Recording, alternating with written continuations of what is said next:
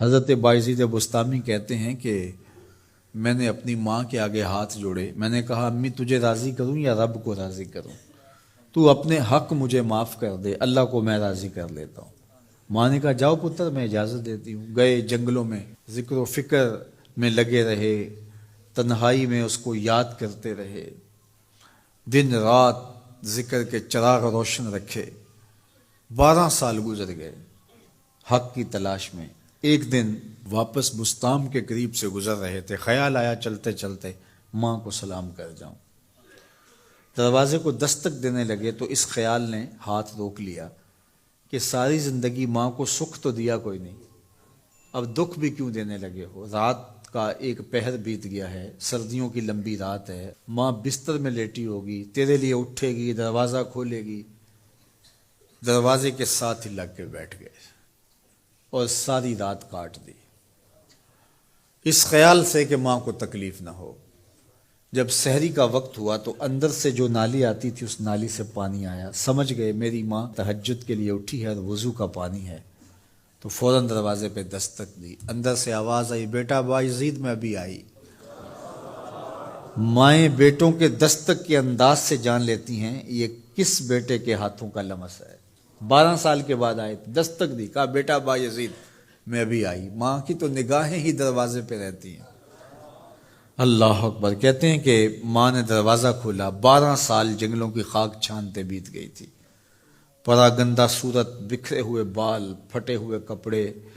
میری ماں کی جب نگاہ میرے پہ پڑی تو اس کی چشمان سے موٹے موٹے آنسو ٹپکنے لگے، اور اس نے ایسے ہاتھ پھیلا کے کہا مالک میرا بیٹا بایزید تیری طلب میں نکلا تھا، تو نے ابھی تک اسے اپنا قرب نہیں دیا۔ حضرت بایزید بستامی کہتے ہیں 12 سال کی ریاستوں سے جو کچھ نہیں ملا تھا ماں کے اٹھے ہوئے ہاتھوں سے مل گیا۔ میں نے کہا مالک میں تجھے کہاں ڈھونڈ رہا ہوں، تو کہاں موجود ہے؟ تو ماں باپ کی رضا اللہ کی رضا کا دروازہ کھولتی ہے۔ جن لوگوں کے ماں باپ ناراض ہیں اور وہ جا کے پیر صاحب کی خدمت کرتے ہیں، اور میاں ماں کے قدم چومو، باپ کی ٹانگیں دباؤ، ان کی خدمت کرو، تمہارے پہلے مرشد وہ ہیں، ان کو راضی کرو، پھر کسی شیخ کامل کی صحبت میں آنا، دیکھو کیسے دل کی بند کھڑکیاں کھلتی ہیں۔ ایک مرشد تو ناراض کر آئے اور دوسرے مرشد سے تمہیں کیا ملے گا؟ تو راستہ یہیں سے کھلے گا۔ والدین کو کبھی ناراض نہ کرو، والدین کو کبھی دکھ نہ دو، والدین کو کبھی تکلیف نہ پہنچاؤ، اور والدین کو بھی چاہیے کہ اپنی اولاد کو اپنا نافرمان نہ بنائے۔ ایک بزرگ فرماتے ہیں کہ مجھے برابر 30 سال ہو گئے ہیں کہ میں اپنی اولاد کو کوئی حکم ہی نہیں دیا، کوئی حکم نہیں دیا۔ کوئی چیز مجھے چاہیے بھی ہوتی ہے تو میں بصیغہ امر نہیں کہتا، بلکہ ایسے ہی بات کر رہی ہوں۔ پانی چاہیے تو یہ نہیں کہتا بیٹا پانی لے کر آؤ، میں ویسے کہتا ہوں پیاس لگی ہوئی ہے، تو اگر وہ سمجھ جائے اور وہ خود لے آئے تو اچھی بات ہے، لیکن اگر وہ نہ لائے تو میں نے اس کو حکم ہی نہیں دیا، امر ہی نہیں کیا، تو اس امر کی مخالفت ہی لازم نہیں آئے گی۔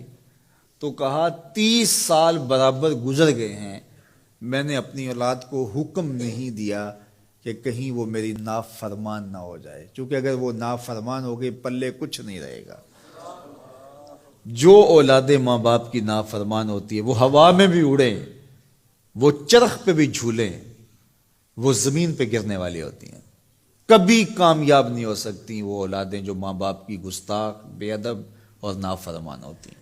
وہی اولادیں سرخرو، کامیاب اور کامگار اور بامراد ہوتی ہیں جو ماں باپ کی خدمت کرتی ہیں، ماں باپ کی دعائیں لیتی ہیں۔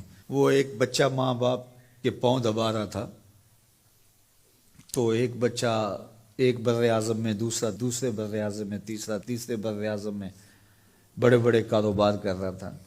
تو کوئی اس کا دوست ملنے آیا، اس نے کہا کہ اس نکمے کو بھی کہیں بھیج دو، فلاں جو ہے وہ یورپ میں ہے، فلاں امریکہ میں ہے، وہاں اتنی بڑی کمپنی اس نے کھولی ہوئی ہے، اس نکمے کو یہاں بٹھایا، اس کو بھیج دو، یہ تو نکمہ کسی کام کا نہیں۔ کہا یہ نکمہ ہی تو میرے کام آ رہا ہے، کہ نکمہ ہی تو میرے کام آ رہا ہے۔